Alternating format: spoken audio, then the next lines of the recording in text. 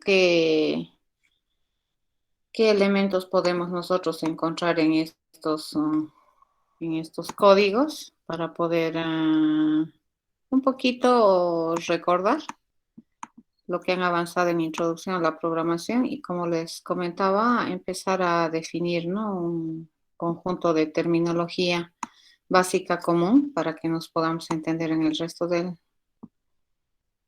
semestre, ¿no? Ya habíamos respondido esta pregunta, pues ahora vamos a ver. ¿Qué significa la variable destino en la línea 25? ¿Qué piensan que significa? ¿Alguien me puede decir?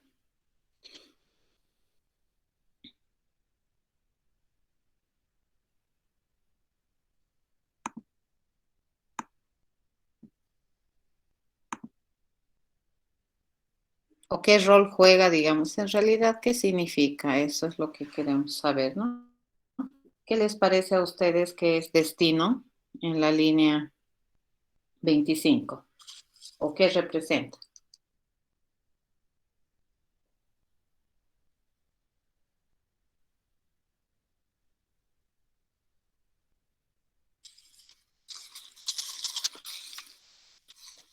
¿Qué dicen?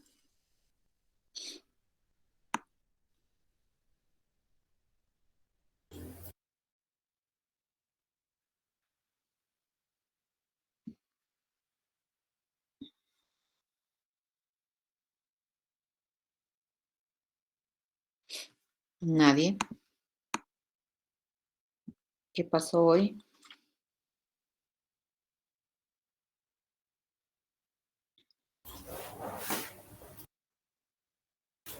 Una zona o un lugar al que vamos. Ya. ¿Y por qué te parece que representa eso?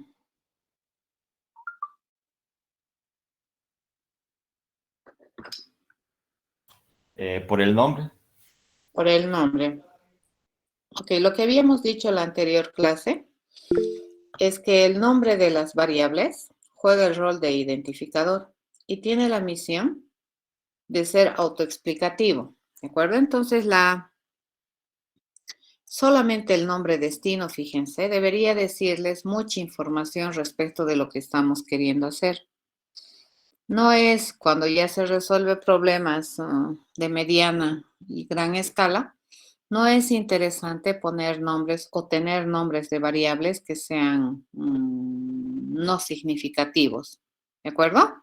Entonces, esto tiene que ver con la disciplina a la hora de programar. Siempre hay que tener cuidado de eso. ¿Qué expresión booleana se encuentra en la línea 27?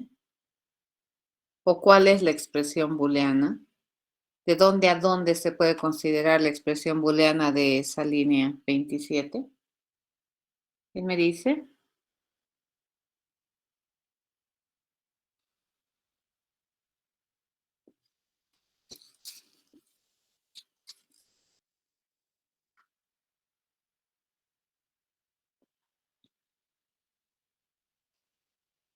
¿Qué representa la expresión booleana en la 27?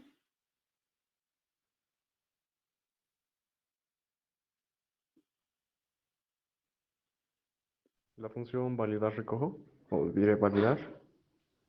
El validar recojo, ¿verdad? ¿Y qué es eso? Un método. Ya. ¿Interno o externo? Interno. Interno. ¿Me genera resultado o no? Sí, te va a generar. ¿Y de qué tipo es el resultado que debería generar? Booleano. Booleano, ¿cierto? Entonces, todo aquel método que se compromete a generarme un resultado como salida puede ser utilizado donde se espera una expresión, por definición, ¿no? Ok, está muy bien eso. Nos venimos por acá. ¿Y cuál sería la expresión acá en la instrucción 32? ¿Cuál parte de esa línea representa la instrucción? O la expresión, perdón.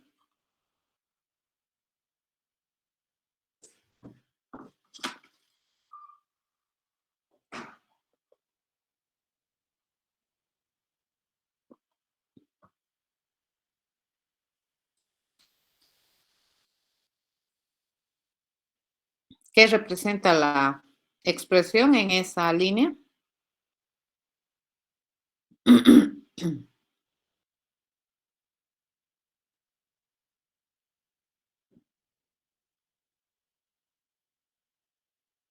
Ya, eso sería la instrucción. Pero ¿cuál parte de esa es la expresión? Estoy tratando de ver si saben la sintaxis de la instrucción que está en la línea 32. Ya, es la invocación al método mostrar camino. Eso vendría a ser lo que está jugando el rol de expresión en esa instrucción de asignación, ¿correcto? ¿Esa invocación es interna o externa? Externo. Externa, ¿correcto? Porque el propietario, el responsable de responder ese mensaje no es este objeto, ya es otro. Muy bien.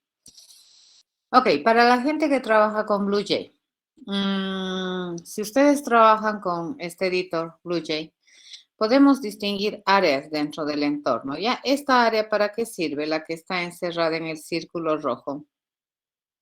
¿Para qué la utilizamos?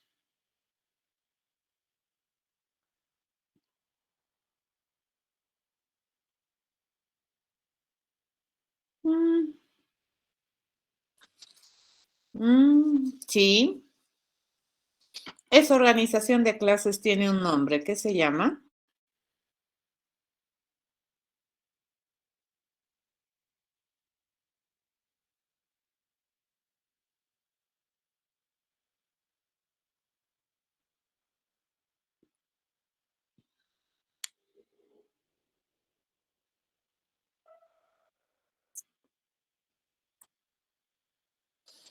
A eso que su compañero le llama organizar las clases, se le denomina diagrama de clases. ¿De acuerdo? Y el diagrama de clases básicamente muestra es como un esquema mental que te permite entender qué tipos de objetos van a participar en la resolución del problema que estás queriendo resolver. Entonces, esa área está destinada para el diagrama de clases. ¿Esta área para qué está destinada? ¿Quién sabe?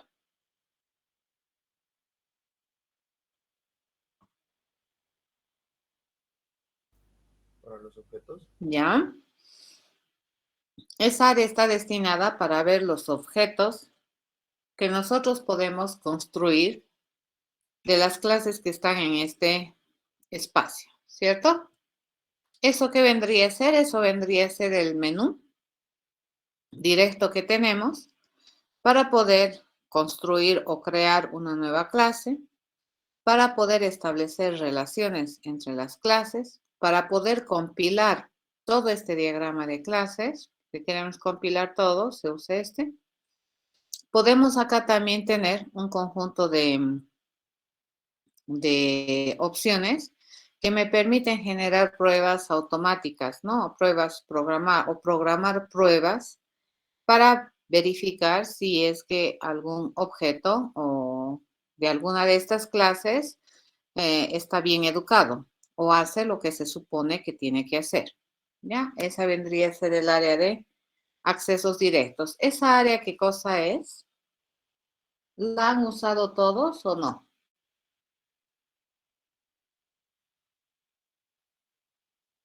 ¿La conocen o no la conocen?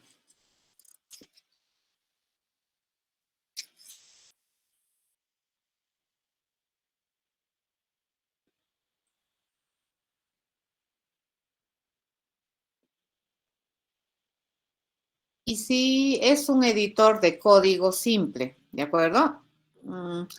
Es incluso mucho más poderoso que una consola, José, porque tú puedes aquí ejecutar una línea, una instrucción, sin tener el programa completo, ¿ya? Entonces puedes, por ejemplo, verificar cómo funcionaría una instrucción de asignación, sin tener que tener toda una infraestructura de programa para ver cómo funciona. ¿Ya? Entonces, este es un editor que más o menos es como que es una máquina que está ejecutando y está leyendo, ¿no? Compila e interpretes en ese mismo instante cada instrucción que tú escribes, ¿no? Escribes una instrucción, te la compila y te la ejecuta. Escribes otra instrucción, te la compila y te la ejecuta. Así es, ¿no? Puedes utilizar también cosas que tenemos aquí en el diagrama de clases o puedes trabajar con instrucciones que no tengan nada que ver con ese diagrama de clases en esta área. Es bastante interesante para salir de dudas muy rápidamente de cómo funcionaría alguna instrucción. ¿De acuerdo? Ok. ¿Cuántas clases tiene este diagrama?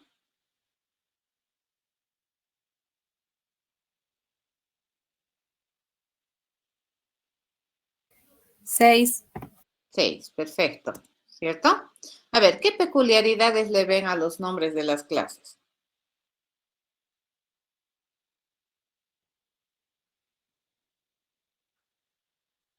Que constan solo de una palabra y todas empiezan por mayúscula. Aún así, si fueran 2 palabras, no hay separación y empiezan con mayúscula. ¿Ya?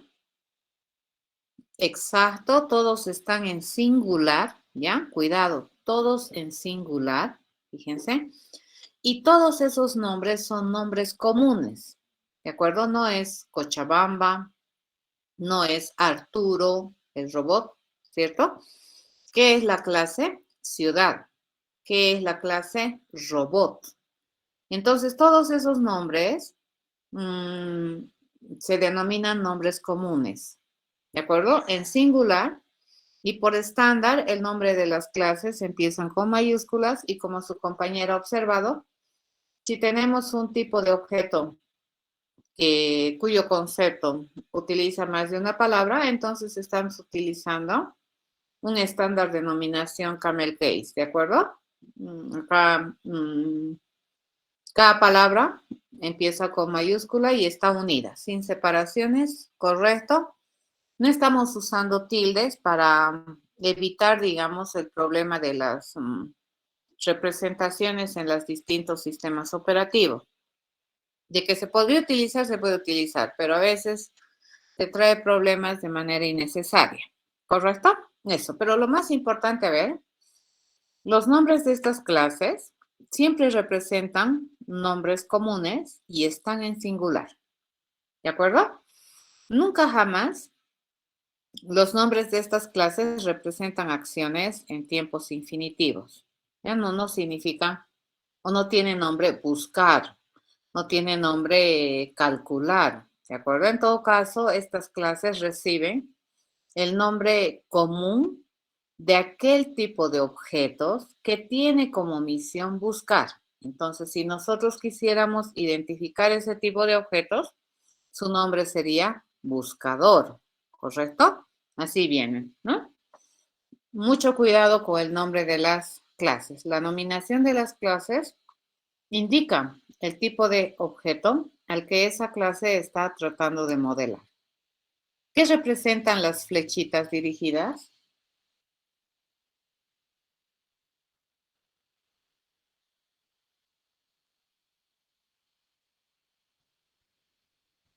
La interacción entre clases. Muy bien. Representan la interacción entre tipos de objetos. Entonces aquí yo puedo decir que los objetos de clase ciudad interactúan con objetos de clase robot. ¿De acuerdo? O tienen una relación, ¿no? Los objetos de clase ciudad se relacionan con objetos de clase robot. Y probablemente debido a ese relacionamiento, pues van a interactuar. ¿De acuerdo? Esas son relaciones de interacción. ¿Esos otros qué son? Herencia. Eso representa relacionamiento de herencia, ¿cierto? Entre clases.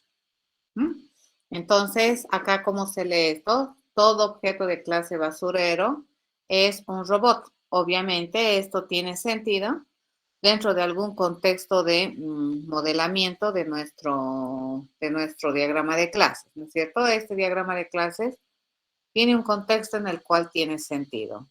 ¿Ya? Eso. A ver, todo diagrama de clases, fíjense, se puede leer, ¿correcto? Entonces, si yo hago este diagrama de clases aquí en Bolivia y lo pongo en algún otro país, este modelo deberían poderlo leer como yo lo leo, ¿de acuerdo? Entonces, los modelos, fíjense, también representan lenguajes artificiales que tienen la misión de representar, de comunicar, de indicar o de describir algo, ¿ya? En el caso nuestro, estos modelos me permiten representar cómo mi cerebro está concibiendo los tipos de objetos que se requieren para resolver el problema. A ver, de estas 4 oraciones elementales, ¿cuáles son correctas y cuáles no? Considerando este diagrama de clases. La primera oración, ¿es correcta? No, ¿Por qué? porque no es herencia la interacción que tiene ciudad con robot. Ya, la relación que tiene no es herencia, ¿correcto? Es una interacción. La segunda oración, ¿es correcta?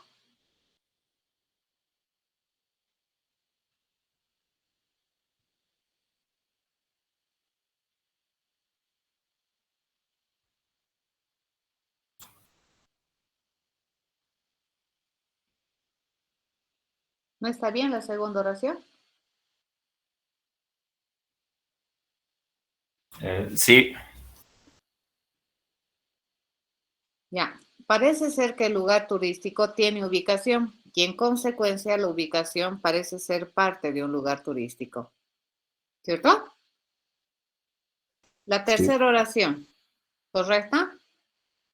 Sí, Ya, la cuarta,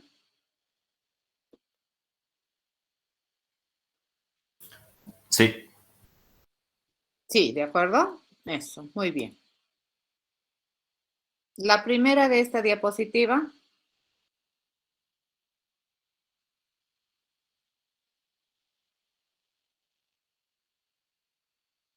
no, no, ¿verdad? Los objetos de clase guía y basurero parece que no tienen alguna relación. La segunda,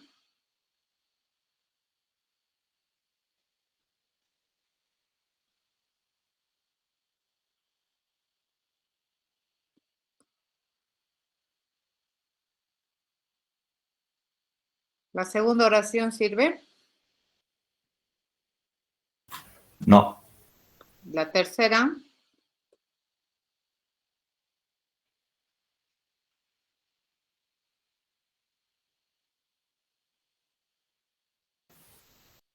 Sí, sí, ¿no? La cuarta,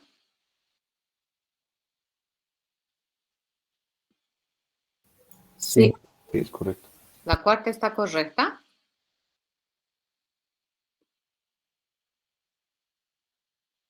¿Ese relacionamiento se lee como una posibilidad o es un mandato? Una posibilidad. La cuarta, ¿verdad? Estamos hablando de esto.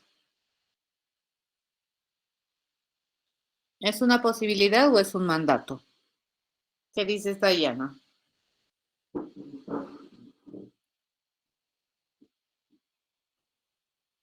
Es un mandato. Entonces, esa frase no es correcta. Debería decir, todo objeto de clase basurero es un robot. No es una posibilidad, es una obligatoriedad. ¿Ya? Ok, entonces, hemos más o menos visto cómo están su reconocimiento de elementos especiales dentro de lo que es programación orientada al objeto. ¿De acuerdo? Lo que vamos a hacer entonces hoy día es empezar a ver ya conceptos de programación orientada al objeto y vamos a avanzar, espero, bastante rápido porque ya he verificado que algunos de ustedes están bastante bien. Pero, pues, siempre vamos a tratar de reforzar lo que es la terminología para poder llevarnos bien. Es lo que les decía, ¿no es cierto? Al principio de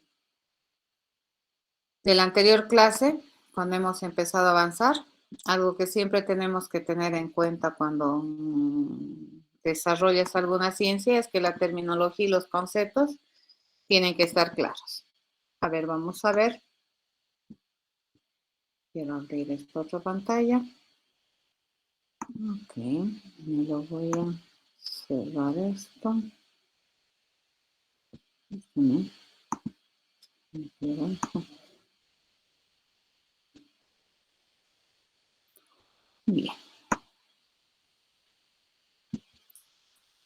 Ok, les vuelvo a compartir pantalla. Y vamos a ir rápidamente con esto. ¿Ya? Bien. A ver. Vamos a introducir lo que son conceptos de programación orientada a objetos. Y como ya más o menos he hecho una prueba de qué es lo que ustedes conocen, bueno, vamos a ponerle con más formalidad. ¿Ya? Bueno, la programación orientada a objetos dentro de lo que es nuestra área de formación está considerada como un paradigma de programación que cuenta, ¿no?, con teorías, conceptos, terminología, técnicas, métodos, metodologías para dar soporte a todo el razonamiento que me permite tener una alternativa para plantear soluciones a problemas haciendo uso de este enfoque. La programación orientada al objeto tiene como bases fundamentales dentro de lo que es todo su teorización, ciertos conceptos, como por ejemplo la abstracción, ¿no?, que viene a ser uno de los temas más importantes o conceptos que se tiene que dominar para entender lo que es la programación orientada a objetos. Un otro concepto que se maneja muy desde el principio en este enfoque es la modularidad. ¿Eso qué significa?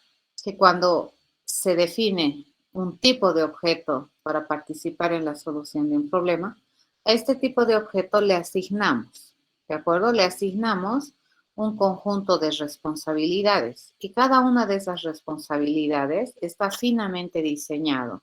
Es modular, ¿de acuerdo? Cuando tenemos entonces un tipo de objeto, le podemos asignar 4 responsabilidades. Y las 4 están finamente identificadas. Eso se llama modularidad.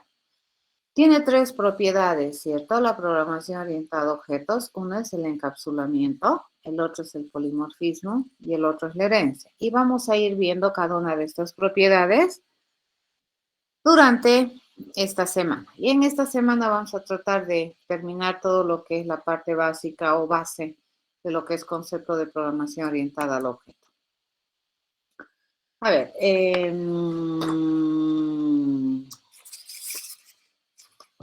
su compañero está preguntando respecto a la contraseña que tenemos en Moodle para la materia de elementos. ¿Cuál es la contraseña? ¿Quién sabe cuál es la contraseña? Bien, esa es la contraseña. Backtracking, Michael. ¿Ya?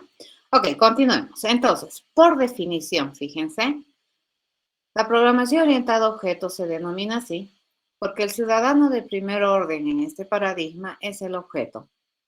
El objeto en realidad va a modelar un objeto del mundo real que tiene responsabilidades y es un objeto que sabe hacer cosas. ¿De acuerdo? Entonces, cuando nosotros empecemos a resolver un problema, los que toman un rol muy importante en la resolución del problema son los objetos y las responsabilidades que nosotros le hayamos determinado que este objeto sabe hacer. ¿Ya? Estos objetos, fíjense, al modelar un objeto del mundo real, son entes individuales, son instancias particulares. ¿Y eso qué significa? Que los objetos se distinguen uno de otro por los estados de sus atributos, ¿de acuerdo? Entonces, si bien es cierto, el tipo de objeto te dice qué atributos va a tener los objetos de esa clase, pues los objetos son los que determinan qué peculiar valor va a tener cada uno de esos atributos y eso los hace individuales. Y en la medida que tienen estados individuales, pues sus comportamientos también se convierten en comportamientos individuales. Si bien es cierto, la estrategia metodológica que tienen los tipos de objetos para responder o realizar una responsabilidad es la misma, es estándar, pues los comportamientos asociados a los objetos ya suelen ser particulares. ¿De acuerdo?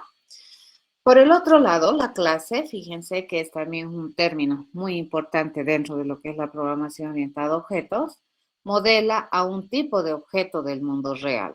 ¿Ya? Al modelar a un tipo de objeto, entonces este modelo podemos verlo como un esquema, como una plantilla, le llamaremos de corte general, que identifica, ¿no?, los rasgos esenciales que tiene el tipo de objetos. Todos, ¿qué rasgos esenciales tienen para que yo los pueda clasificar en un tipo de objeto particular o diferente de otro tipo de objeto?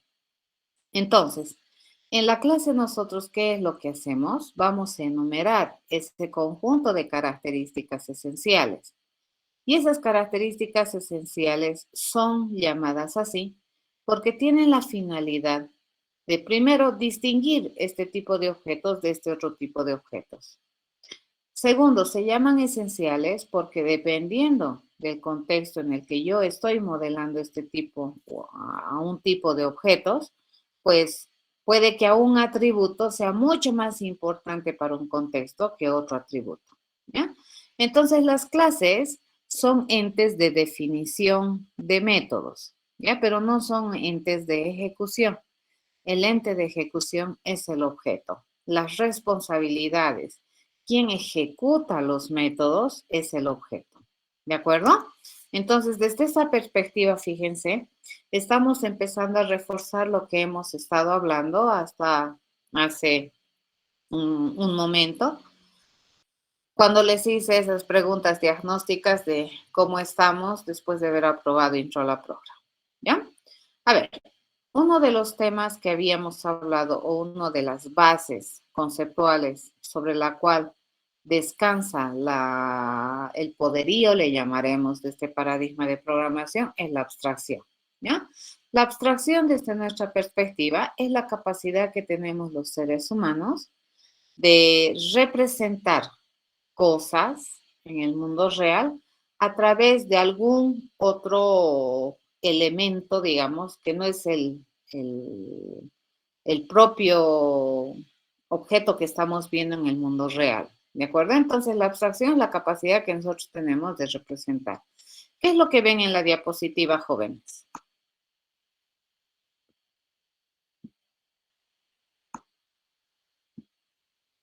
Un Un objeto. gato. ¿Están seguros que es un gato? La imagen de un gato.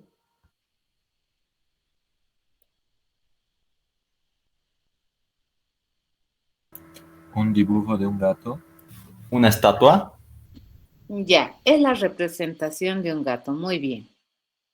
Y es una representación interesantemente bien hecha, le llamaremos, de tal manera que para nosotros ha sido muy evidente que es un gato, ¿de acuerdo? Pero es una representación, no es el objeto real, ¿se dan cuenta? Entonces, ya aquí en la diapositiva, ya estoy agarrando un nivel de abstracción para tratarles de explicar que eso es un gato, pero no es un gato. ¿Estamos de acuerdo? Es una representación de un gato. Es una abstracción de lo que nosotros vemos en el mundo real. Entonces, figúrense que si nosotros ya estamos con esta abstracción, ya del mundo real, encima me dicen que esta abstracción, que es un dibujito, yo tengo que hacer una representación descrita y escrita de este tipo de objeto, ¿ya? Y ni siquiera me estoy fijando en el mundo real, ¿cierto? Estoy agarrando mi conocimiento del mundo real, pero hemos coincidido en que no es un gato de a de veras, no le puedo acariciar, ¿correcto? No puedo hacerle correr, pero hemos entendido. Esto no puedo programar así tal cual está. Entonces tengo que subir otro nivel de abstracción. Si yo quiero generar una representación escrita de este individuo, pues básicamente probablemente voy a hacerme estas dos preguntas. Me voy a preguntar, ok, ¿qué es? Es un gato. Bueno, ya sabemos qué tipo de objeto es. Gato, fíjense, es nombre común. ¿Qué tiene ese gato? Es la pregunta. ¿Qué tiene? A ver, ¿quién me dice?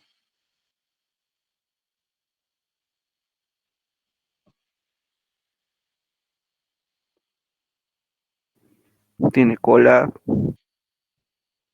Podría ¿Ya? ser sus características como la raza, el tamaño, el pelaje, el tipo de pelaje que tiene el gato. Ya.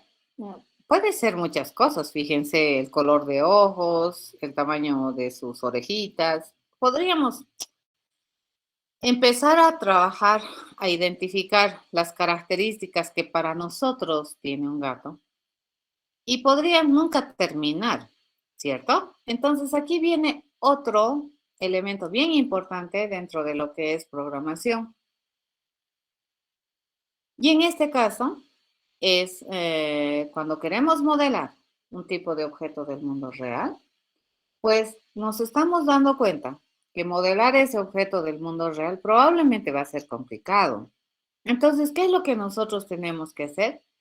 Tenemos siempre que observar los objetos del mundo real con una perspectiva. Y la perspectiva, ¿por qué? ¿Quién me la va a dar? ¿Quién me la va a determinar? Es el problema para el cual yo estoy queriendo representar este objeto del mundo real. Y a ese problema nosotros le vamos a llamar contexto. Entonces, cuando nosotros observamos el mundo real a ese gato, por ejemplo, nosotros tenemos que saber para qué lo estamos queriendo representar, cuál es el objetivo de obtener una representación de ese gato. Y eso le llamamos contexto, ¿ya? Y el contexto me va a determinar la perspectiva de observación. Esta diapositiva es muy ilustrativa. Si ustedes observan, tenemos dos personas que están observando el mismo tipo de objeto, pero lo están observando de distinta perspectiva. Entonces, los contextos en los cuales esas dos personas están percibiendo, ¿ya? A este tipo de objeto es diferente porque cada una de ellas tiene tiene un fin, tiene un objetivo diferente, ¿de acuerdo? Entonces, cuando nosotros programamos, un otro elemento bien importante que siempre tenemos que estudiar y sobre la cual tiene sentido lo que nosotros hacemos es el contexto. Ya es el contexto que me da la perspectiva. Y ese contexto me va a decir qué para nosotros se considera una característica esencial de ese gato y qué no se considera una característica esencial para nosotros, ¿no es cierto? Fíjense acá. Para esta persona, las características esenciales de este animalito son bien diferentes a las características esenciales que esta otra persona está intentando observar en este mismo tipo de objeto. ¿De acuerdo? Cuando les decía, ¿no es cierto? La clase modela a tipos de objetos enumerando sus características esenciales. Habíamos indicado que las características esenciales se denominan así porque inicialmente estas te permiten distinguir entre una clase y otra, pero también se llaman esenciales porque me permite abstraer en un alto nivel de generalización, le llamaremos, o general de estos objetos del mundo real, dependiendo del contexto o del problema que yo estoy queriendo resolver. En este caso, fíjense, para esta señora que este gato sea adorable, pues es lo de menos. Es una característica no esencial para ella. ¿De acuerdo? Y para esta señora, el estado de los huesos de ese gatito, pues no es una característica esencial. ¿Está bien? A eso se refiere contexto y a eso se refiere esencia. Entonces, a este gato no lo vamos a modelar realmente como es en el mundo real con todas sus características características que pueda tener y con la finura que un objeto del mundo real tiene. ¿Cómo lo vamos a modelar? Con lo que yo pienso que me es útil para resolver el problema. ¿De acuerdo? Y eso, contexto, y eso, perspectiva. ¿De acuerdo? Perspectiva, contexto van juntos. Y eso me permite determinar la esencia. ¿Ya? Entonces, en ese sentido, fíjense, de este mismo tipo de objetos, yo puedo generar dos tipos de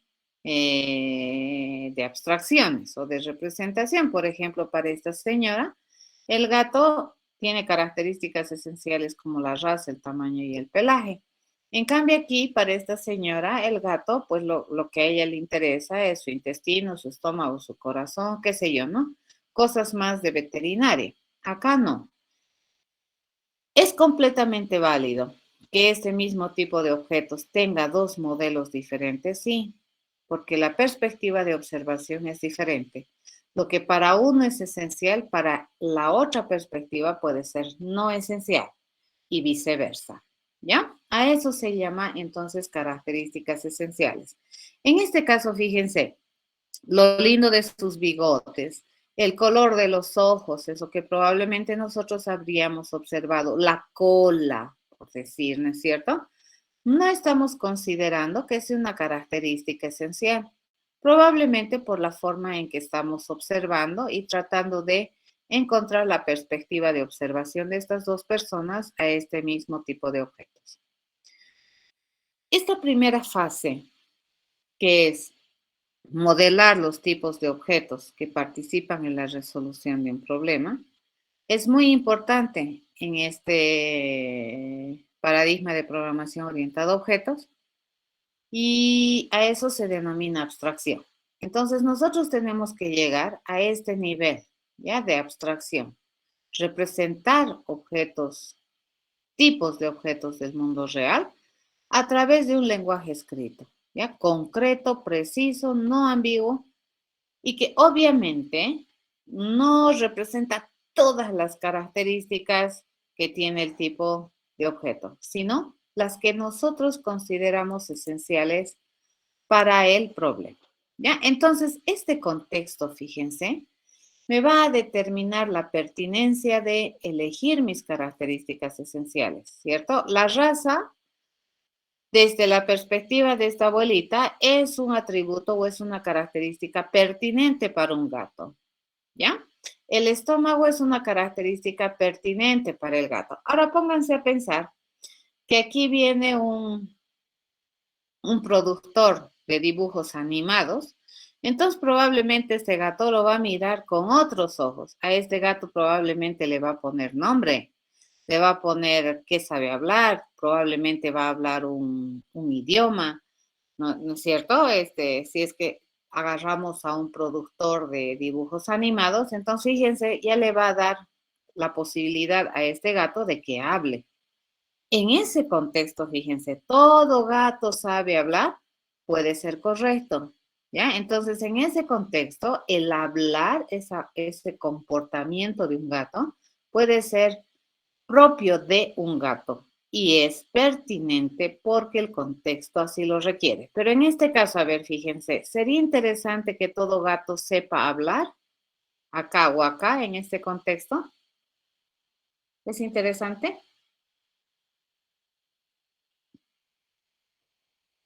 No. ¿De acuerdo? A eso se llama pertinencia y a eso también se llama inherente. Entonces, si yo fuera de contexto, sin ponerte, digamos, un dominio, donde yo estoy observando al gatito, yo te digo, les cuento que todo gato sabe hablar y sabe hablar con las personas. Y tú me dices, no, no sabe hablar, los gatos saben maullar. No, te digo, sabe hablar. Entonces acá tampoco tenemos que ser tan cerrados y tendríamos que decir, a ver, ¿bajo qué perspectiva estás modelando un gato? ¿Es un gato del mundo real o es un gato ya del mundo artificial? Que también es posible que nosotros lo podamos modelar, ¿ya?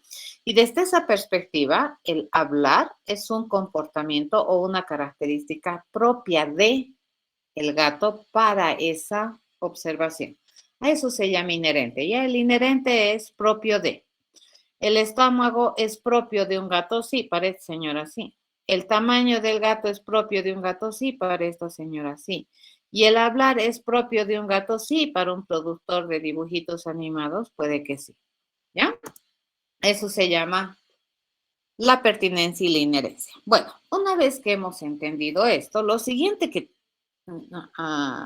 hay que entender es que cuando tú vas a empezar a programar, tú ya tienes que empezar a charlar o a trabajar con esta abstracción del objeto o del tipo de objeto que has observado en el mundo y tienes que olvidarte de este, ¿ya? ¿Con quién trabajamos o con qué trabajamos nosotros los programadores con esta abstracción? Si tú en la esencia del modelamiento has dicho que tiene raza, tamaño, pelaje, no le pidas cuán grandes son las patas del gato o no le pidas cuán largos son los bigotes del gato, porque esas características hemos decidido que no son esenciales. ¿Estamos de acuerdo? Y tú me dices aquí, pero tiene bigotes, Lisa. ¿Podemos medirle los bigotes? Sí, pero en el modelo que habíamos agarrado de este tipo de objeto, no habíamos considerado que el largo de los bigotes era una característica esencial. Por lo tanto, por mucho que aquí tenga bigotes, pues para nosotros los bigotes en este modelo deja de tener esencia. Y ya no podemos pedirle los bigotes. ¿Se entiende? Entonces, estos modelos, fíjense, son abstracciones a un nivel realmente muy elevado de los objetos del mundo real para que me permitan resolver el problema que estoy intentando atacar. ¿De acuerdo? Tenemos que coincidir que los objetos del mundo real, modelarlos así, tal cual son, con todas las posibles perspectivas, prácticamente sería imposible. Es por esa razón que lo que nosotros hacemos es abstraer. ¿Ya? Ese es principio de abstracción. ¿Alguna pregunta hasta aquí, jóvenes? Eso es bien importante que entiendan. ¿Ya?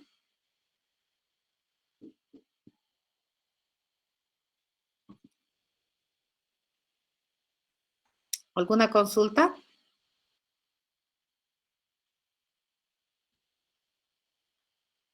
No dicen todo claro.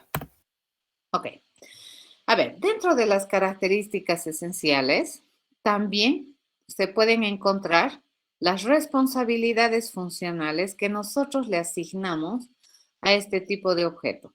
A través de qué estos objetos posteriormente me van a permitir o van a tomar un rol para ayudar a resolver el problema, va a ser a través de las responsabilidades funcionales que nosotros le podamos asignar al tipo de objeto, ¿no? Ahora, van a tener harto cuidado, ¿ya? Lo que nosotros definamos que identifican el conjunto de propiedades atribuibles que tiene este tipo de objeto, este conjunto de atributos tiene que estar bastante relacionado con las responsabilidades funcionales que este tipo de objeto puede hacer. Entonces, por ejemplo, este tipo de objeto no podría dar su nombre, ¿correcto? Porque no tiene ese atributo, no conoce ese atributo. Entonces, decirle dar el nombre no estaría correcto. Todas las responsabilidades funcionales que nosotros definimos para un tipo de objeto tienen que ser consistentes con la información de sus propiedades atribuibles que nosotros hemos decidido identificar para este tipo de objeto. Eso se llama consistencia. ¿Estamos de acuerdo? ¿Este gato puede correr?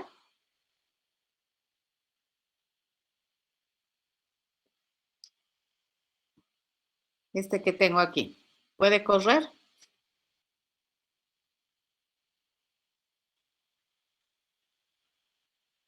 ¿Qué dicen? No, ¿por qué no puede?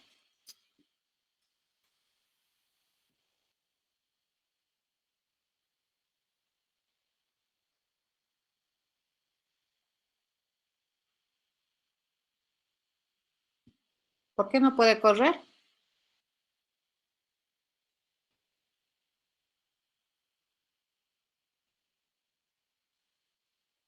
Ok, porque no tiene información para permitir responder un comportamiento de esa naturaleza. Usualmente los comportamientos se apoyan en la información que tiene el objeto. ¿De acuerdo? A eso, repito, se le llama consistencia. Entonces, las clases que habíamos dicho modelan tipos de objetos del mundo real a través de la identificación de las características esenciales de ese tipo de objeto que están determinadas por un contexto que me da una perspectiva de observación del tipo de objeto del mundo real. ¿Ya? ¿Qué es lo que tenemos que tener cuidado? Que estas características esenciales, ya sean de propiedades atribuibles o de comportamientos que se le asignen al tipo de objeto, siempre tienen que cumplir que sean pertinentes, inherentes y consistentes. ¿Ya? El pertinente, ¿para qué me sirve? ¿Por qué se dice que las características esenciales son pertinentes? Porque van a tratar de observar al objeto, al tipo de objeto del mundo real bajo un contexto. Son inherentes porque dependiendo de ese contexto, para mí, esto es propio del gato, ¿sí? Le pertenece o es propio, un atributo propio del gato para esa observación. Y siempre las responsabilidades funcionales que le asignamos tienen que estar en consistencia con la información que nosotros hemos decidido atribuirle a este tipo de objetos, ¿ya? Pertinente, inherente y consistente. Bien, eso era la clase. ¿Qué es el objeto? Fíjense, al igual que la clase, pero en otro nivel, el objeto viene a ser la representación de uno solo, un individuo, un ejemplar, una instancia particular de un objeto de algún tipo, ¿de acuerdo? Del mundo real. Entonces, fíjense, este es el modelo, es la abstracción de algún gato que nosotros hemos modelado bajo alguna perspectiva, indicando que tiene estas tres propiedades atribuidas. ¿Correcto? Esto que se llama, esto que tiene acá, angora, grande, abundante, eso se constituye en el estado de la clase, ¿ya? Y los objetos son los que responden.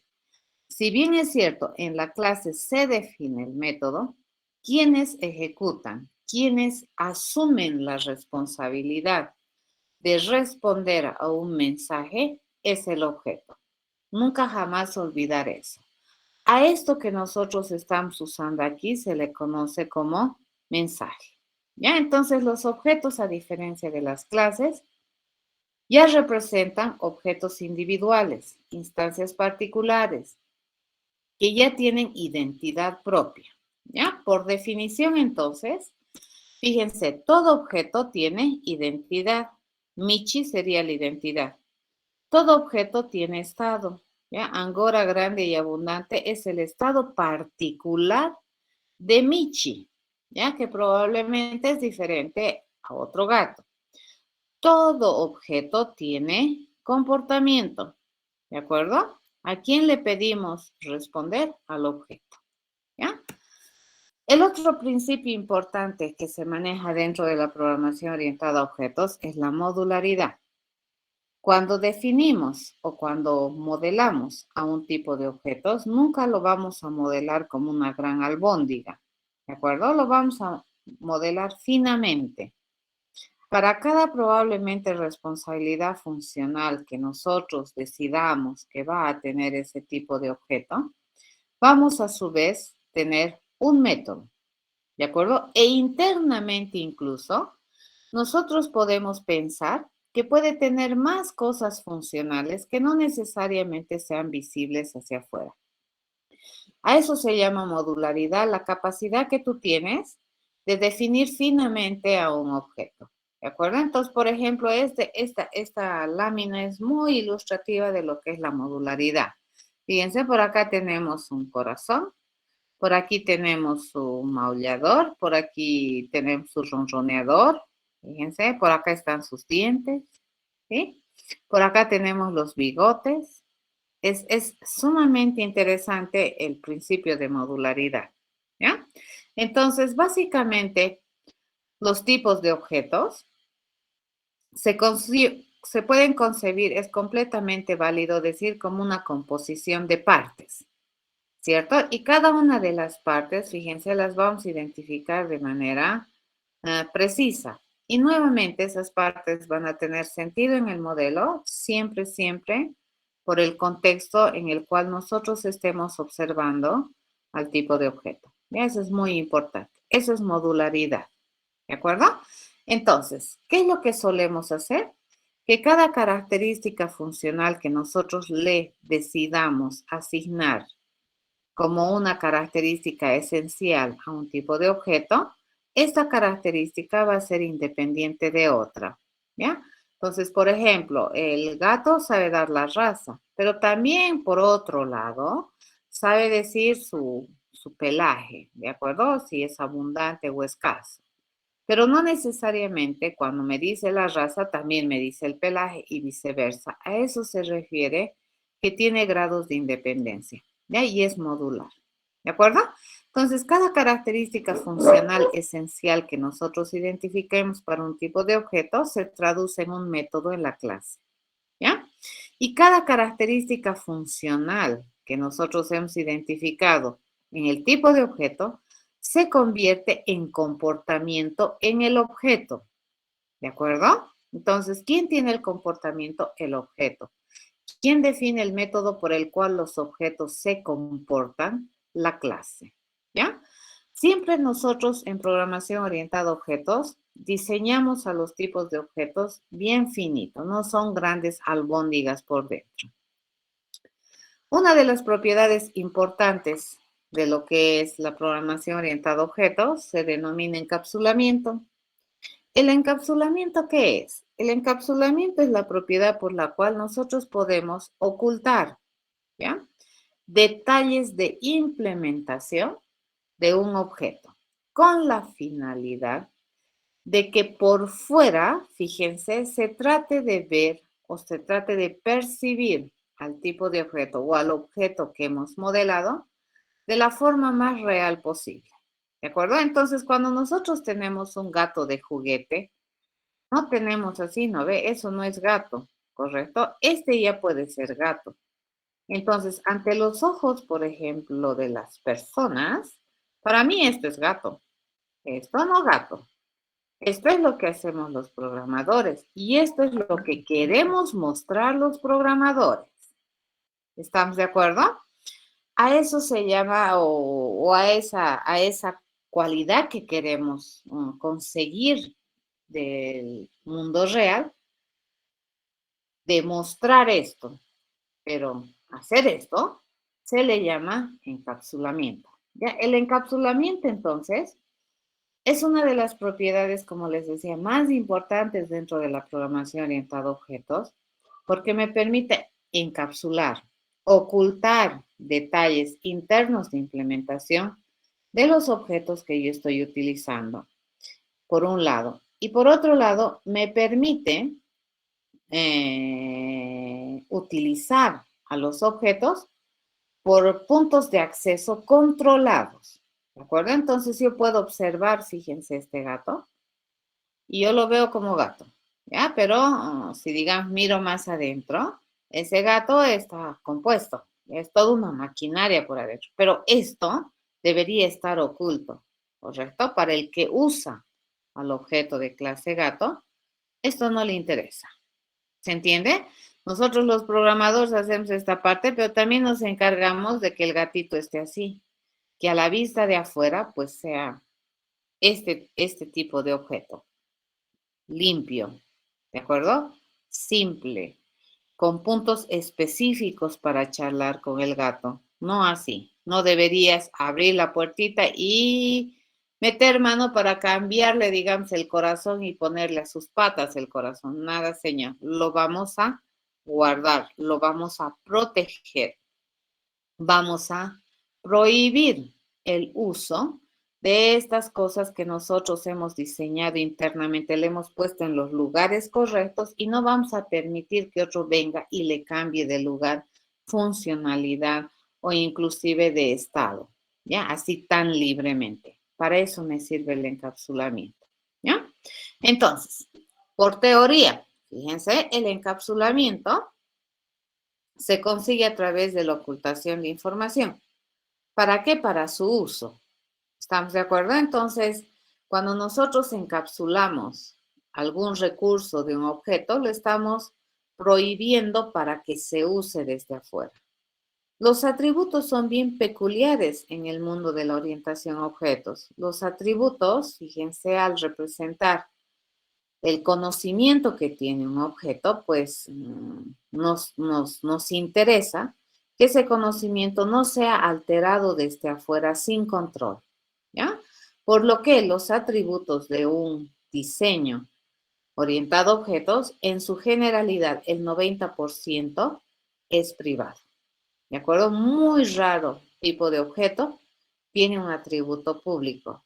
¿Y es por qué? Porque nosotros queremos mantener internamente de manera guardada, por no decir secreta, ¿no? Sino más bien cuidada y controlada la información que tiene ese objeto, porque sobre la base de esa información es que el comportamiento funciona, ¿ya?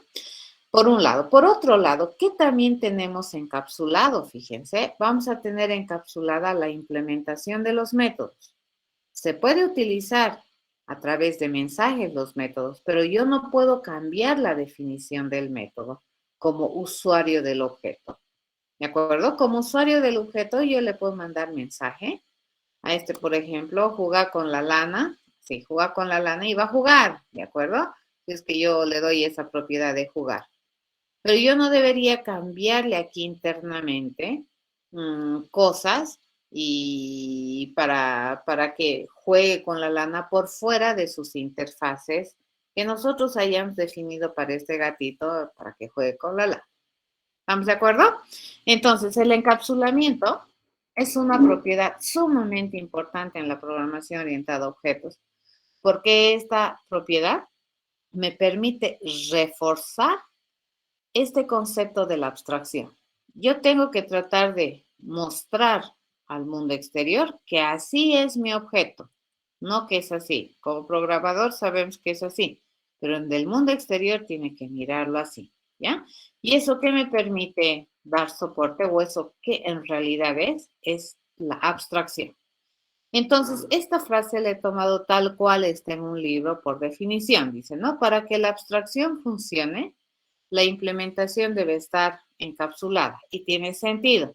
Si yo quiero que este gatito juegue con la lana, pues yo no debería saber cuál parte de todo este esquema de formación de componentes, qué es lo que se va a mover, qué engranaje se va a mover.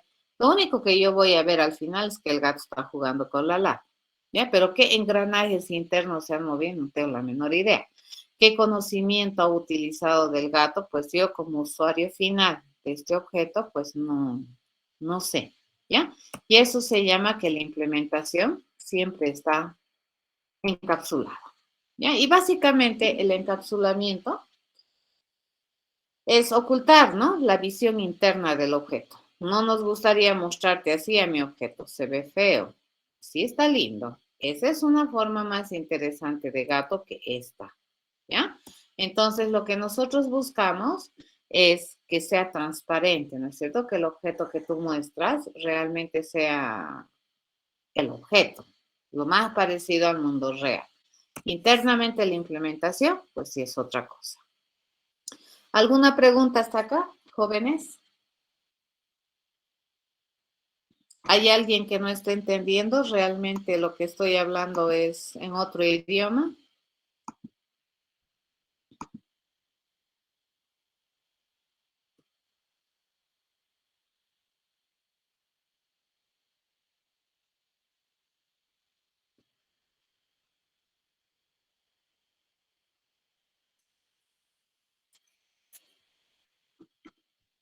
¿Dudas?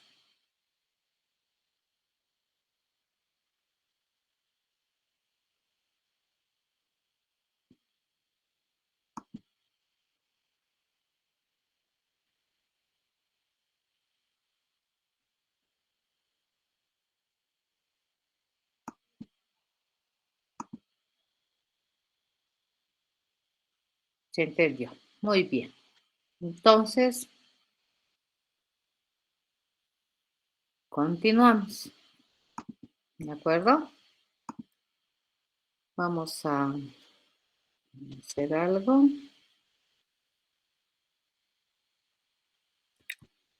Venimos por acá.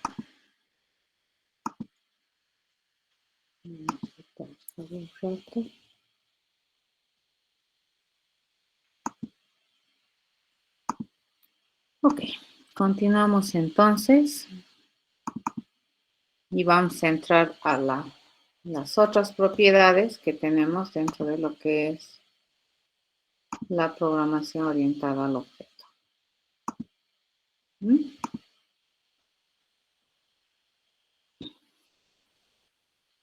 Van a tener harto cuidado cuando modelan tipos de objetos.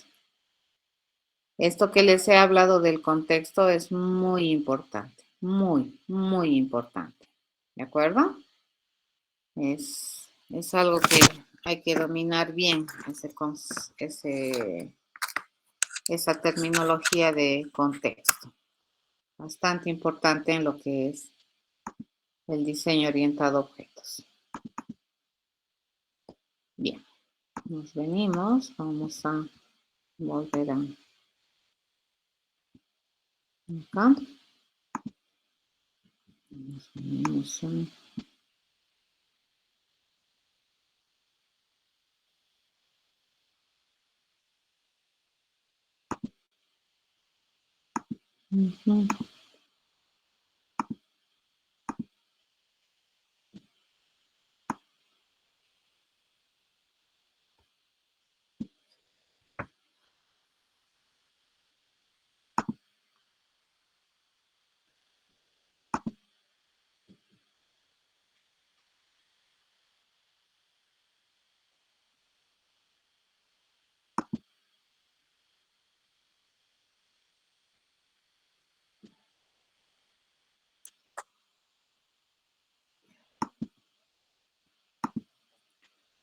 ok.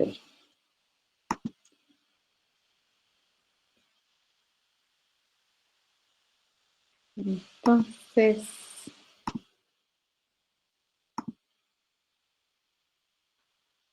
bien. Ok, continuaremos y ya habíamos visto, ¿qué hemos visto de acá? La abstracción, la modularidad y el encapsulamiento que se supone es tema que ustedes ya han avanzado en introducción a la programación. ¿Qué es lo que nos tocaría ver y reforzar? Es el concepto de herencia. Ya la herencia.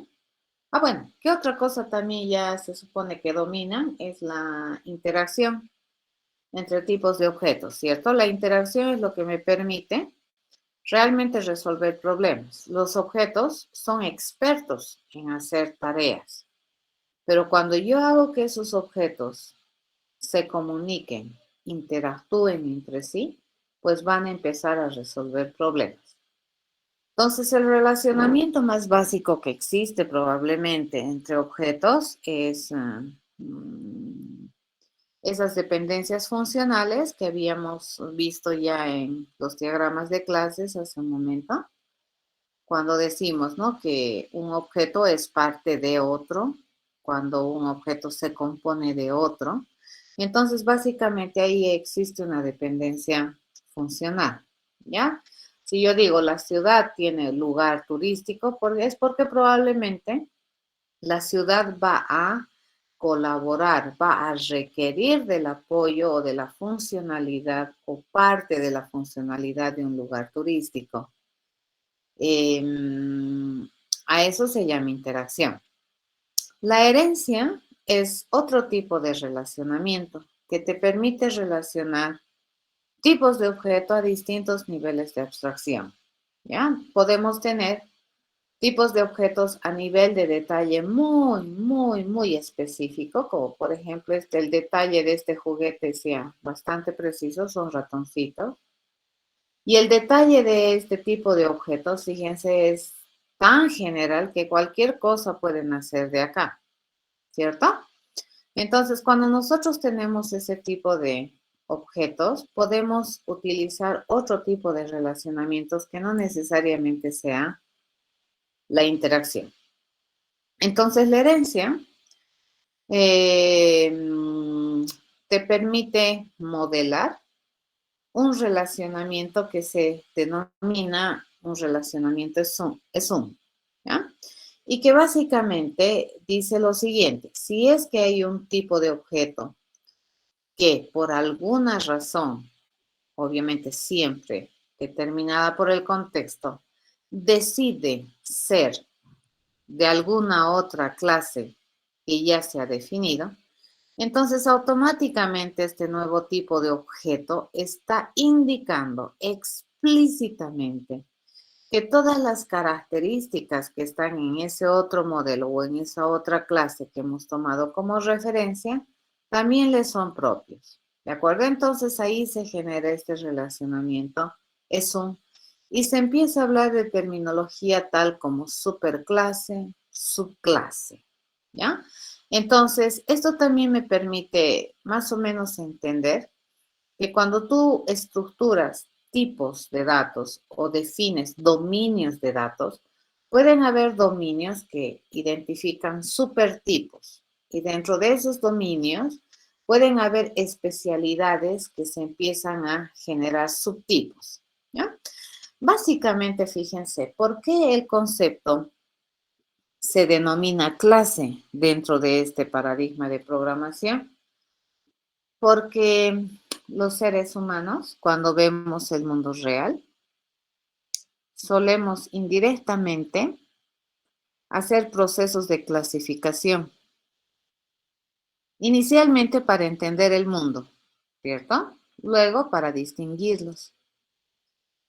Los seres humanos siempre estamos haciendo clasificación. Y probablemente en muchas materias que ustedes han llevado en colegio, pues este proceso de clasificación, pues han explotado al extremo los profesores. Y también el proceso de subclasificación, sobre todo en ciencias de la vida, ¿no? Que te decían los seres vivos. Y tú dices, ah, ya, los seres vivos. A ver, un objeto particular de ser vivo, sin bajar a un nivel de detalle, pues probablemente no lo tenemos, pero sí entendemos que es un ser vivo, ¿correcto? Luego te dicen los vertebrados. Entonces, ¿qué estás haciendo? Estás empezando a generar niveles conceptuales que te permitan entender el universo.